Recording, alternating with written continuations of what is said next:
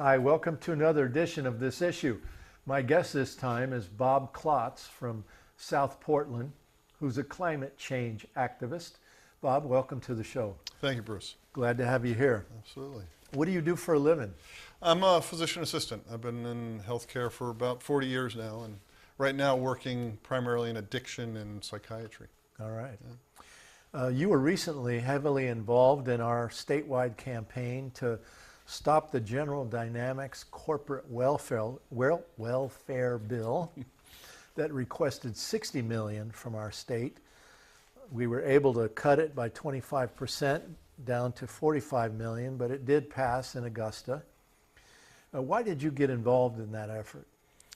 Well, you know, I talked to you recently. I did intend to go back and try to chronologically figure that out, and I honestly don't remember exactly what it was. I know I had, we may give credit to Jackie Deveneaux, maybe one of her email posts or one of her Facebook posts put out the word about this issue, but somewhere along the line it caught my attention, and it caught my attention hard, and I just was really motivated that here, as I said along the way, if we supported the principles of Occupy, if we were opposed to Citizens United, if we are opposed to corporate welfare, here it is right here, and we have the opportunity in the state to do something about it. And I think on some level I figured I would end up at the State House and there would be thousands of like-minded individuals pushing back on this bill. But certainly your communications along the way just inspired me that this was work I have been committed to over time in various forms, but here was a real opportunity.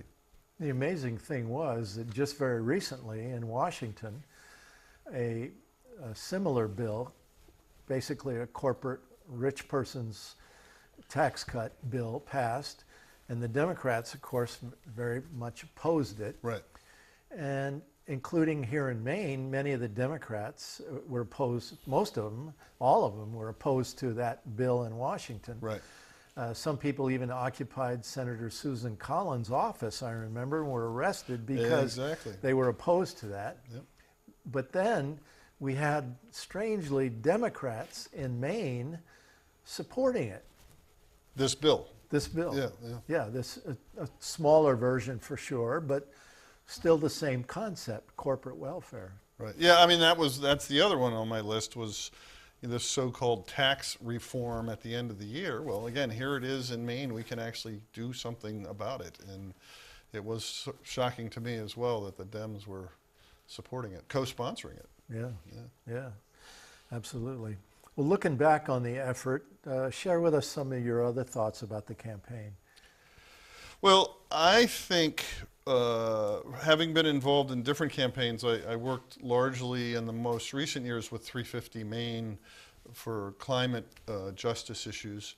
And, you know, my one statement, which is not to be critical of anybody, but you know, those meetings oftentimes were dozens of people with flip charts on the walls and markers and hours of planning and some very good results from that kind of attempt at a democratic process and a strategic plan.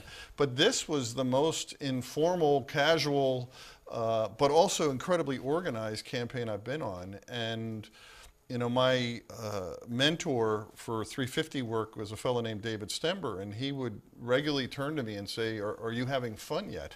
And I really enjoyed when you turned to me at one point and said, are you having fun? You know, and to say that in the context of this issue, which was really kind of frustrating and maddening at times, but it was exciting and wonderful and actually fun at times to have this very organic, informal, genuine grassroots effort where people showed up without ego, with real creativity and compassion and passion, and we're moving this forward in ways that were really quite remarkable. And you did something very extraordinary several times. As it turns out, during the middle of the campaign, there was also the Lenten peace vigils that are held at Bath Iron Works all through Lenten season. And so you rode your bicycle from South Portland up to the vigil at least 3 times, right? 4, yeah. Four. Yeah. And how long was that ride?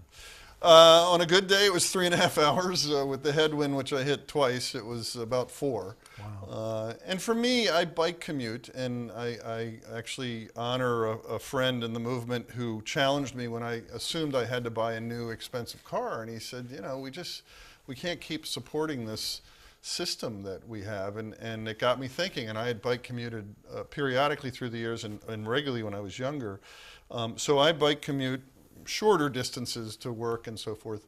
But I think it's important to be in integrity about the things we say and commit to. And I can't bike to everything, but I do what I can. And I certainly can use the exercise. And it just felt like a real opportunity to travel the distance, commit to it as a no carbon thing because of the connection between these challenges with the Bath Iron Works and the military and climate and so forth. And it seemed like people were certainly struck by it, so that was nice as well. But it was a good experience. We should mention, when it comes to climate change, is that the U.S. military is the largest carbon emitter, Yes, the biggest polluter on the planet. absolutely. So when we're talking about dealing successfully with climate change, that means we also have to deal with the military. And sadly, a lot of environmental groups that work on climate change don't do that, do they? Yeah, we've shared the frustration about the disconnect around these various intersections and the intersection between climate change and pollution, and the military is undeniable, but there's a lot of denial out there, as we know, on just climate change itself. But again, I honor that you've done tremendous work. Your Peace Walk each year has given us an opportunity to work together and to really speak to that issue. But yeah, I think we confronted that allergy to things with this bill as well. Is that, again, the room should have been filled. It would have been logical for these so-called liberal progressive groups to be pushing up against this, but it was moving them out of a silo that they weren't comfortable with, which is really unfortunate. It was always my contention. Disagree if you'd like. Don't dare to, though. No, seriously. Because the bill was largely sponsored by Democrats, I think it froze a lot of the Democratic constituencies across the state, whether they were poor people's campaigns or healthcare campaigns or environmental campaigns, liberal Democrats. But they really got froze because their party leaders were supporting the bill, and they didn't want to go up against their own party leadership. Well, you and others got a phone call from me. It had gone through the taxation committee, and again, to the credit of you and the campaign, it had been slowed down that they had 4 hearings in the taxation committee about this. And I came out of the 4th one, and I called you and I chatted with others about how I felt like the last vestige of innocence had been kicked out of me, because here we were in this room and the truth was just being suppressed and denied, and these corporate political talking points were just being foisted over and over again. And it just really distressed me that the truth did not appear to be winning, and that people who, again, should have been in those rooms with us, allegedly the Democrats, allegedly these, I would think these liberal groups, were just not there. And it was really disturbing to me that after everything we've been through, that here it was again. But we know history is long in these respects, but it's still quite disappointing. Yeah. But in spite of that, we did pretty well. Yeah, quite under well. the circumstances. Well. Yes, especially under the we circumstances. We had one arm tied behind our back. And the media blackout on top of the rest, all of that. You also served as my primary medical advisor during my 37-day hunger strike against the bill, which I appreciated very much. Was I ever in any medical danger? Well, as you know, our approach to it was pretty informal and casual, as the whole campaign was. There's a statement that if Jesus Christ came down and healed the sick, he would be charged with a Class C crime of practicing medicine without a license, and so I wasn't doing that. But I also felt that you were empowered And I was trying to empower you about your own care and your own health, and you were very powerful in that regard. And so I felt like I was more of an informal support and a friend of, here's what I understand the risks to be, and so I think you were in relative risk because you weren't getting a full complement of nutrients, but I think you were approaching it in a very logical, sensible way. 37 days without food, just for me, 37 minutes on a psychological level would be tough. But I thought you were being realistic and honest about it, and you were checking in with me and other support, and I think in a reasonable way. So I ultimately, I think you weathered that quite well, and so I think your risk was low. Just in case anyone wonders, I did a liquid fast, water, fruit juices, fruit smoothies, and broth. Yep. So that was what I did drink during that time. Yep. I lost about 18 pounds. I've gained back about half of that. And And I just want to honor, again, that was an impressive experience as an observer of your commitment there. And, I said to you at the time you announced it, so what is your intent? What do you expect how do you, from your experience and so forth, what is your expectation in terms of affecting people? And I just really was impressed that your response was that wasn't the intent. It was really a spiritual commitment for yourself in many regards. yeah, I after the first public hearing in Augusta, I came back and I was just going crazy with outrage about these corporate talking points that you well stated. And I told my partner that night that if I didn't do a hunger strike, that I would have a heart attack, that I was so upset. Right. And I knew I needed to calm myself down. And from doing other hunger strikes in the past, always in solidarity with others, much shorter, I'd done a couple, 2 weeks at a time, but I knew that I'd get more serene and that would help me through that time. So that was my primary motivation. Wow. But also it had a practical organizing effect Sure. as well. Well, quite admirable. Only a couple media outlets in Maine ever covered the hunger strike, but the real surprise to me was that hardly any media covered the big story during that time, which was that the S6 local union at BIW that represents the most workers at the shipyard, more than 3,500 workers, they held a membership meeting and took a vote on the bill, the corporate welfare bill, LD 1781, and the vote came out 50-50, 50 opposed, 50 in favor. And so the union did not endorse the bill. I would have thought that would have been a huge story. Right. Never got reported. What do you think? Well, in that union piece, when I did talk to one liberal organization organizer, the very first thing they said is you should maybe make contact with the union. Because I think there was this, again, the major talking point that was said and unsaid was jobs, jobs, jobs. And I just think that everybody was just really protective of that. And this would have seemed like a real opportunity to say, the people who have the jobs are kind of challenging us to examine this more deeply. And that was one of many things that was really disappointing around the media thing. As you know, I reached out to Portland Press Herald and Maine Public as well as others asking about this, and the most consistent response I got was defensiveness.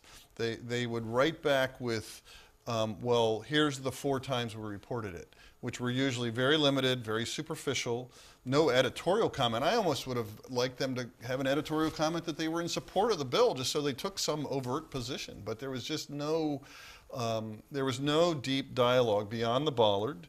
And some of the and obviously all the letters to the editor. So, but it was just sort of interesting that there, again, much like with the taxation committee, there did not seem to be willingness, and there seemed to be significant reluctance to really look at the truth, including where the workers were at with this. Yeah, it's amazing. Actually, the first day of my hunger strike, which was February 12th, I went to the Union Hall. And I took in my flyer that I was handing out to the workers at noon 3:30 as the shift change would happen. Yeah. And I went in just to explain to them that I was going to be out there every day and that I was not opposing the workers in any way. I just wanted them to know and understand what I was doing, that it was about the bill. And one of the guys reached over on his desk and he picked up that copy of the Bollard front page story that said, "Ship of Fools, tax breaks for BIW and World War III for the rest of us." And it just blew my mind because he didn't even have to say anything. It was like, yeah, we get it. We understand what you're talking about here. Yep. And I was told later on that one of the workers, I don't know which worker, but one of the workers at the shipyard was so impressed with the Bollard story that he began going all over the yard and talking to other workers and explaining how General Dynamics didn't really need that money. And that what I learned by going out there and talking to workers repeatedly for a couple of weeks during the hunger strike is many of them are still very upset about their last contract, where General Dynamics basically gave them 4 years, the contract, with no pay raises and with give-backs in pension plan and health care plan. So this is one of the major reasons why in the end, the union, S6 union, didn't endorse it because of the way they've been treated by General Dynamics. They have no great love for it, or at least many of the workers don't for the company. And I just want to say, I think one of the, just to amplify, one of the key strengths of the campaign and of you as an organizer was making it personal. You know, I think in many of the groups I've worked in, there maybe is too much of a tendency to hide behind emails or Facebook posts or sort of, oh, this is effective, but it's impersonal. And I think we get intimidated by canvassing and knocking on our neighbor's door. But you were out there talking to people who, again, many of us would have been reluctant to do, but you were making those personal connections, as well as in the State House. And you know, and there were many others who were trying to make those connections, and I think it made a huge difference. Let's talk about the State House for a minute. You did a lot of work helping to coordinate people contacting their state legislators. How would you evaluate the performance of the Maine House and Senate on this corporate welfare bill? Well, in retrospect now, predictably, you know, not really showing up to this. Again, I had this fantasy that despite other evidence that they would see the light and see the truth and respond to the will of the people. But on some level, I keep saying if we had more people in the room, on some level, I think if we had more people in the room, it still would have played the way it did.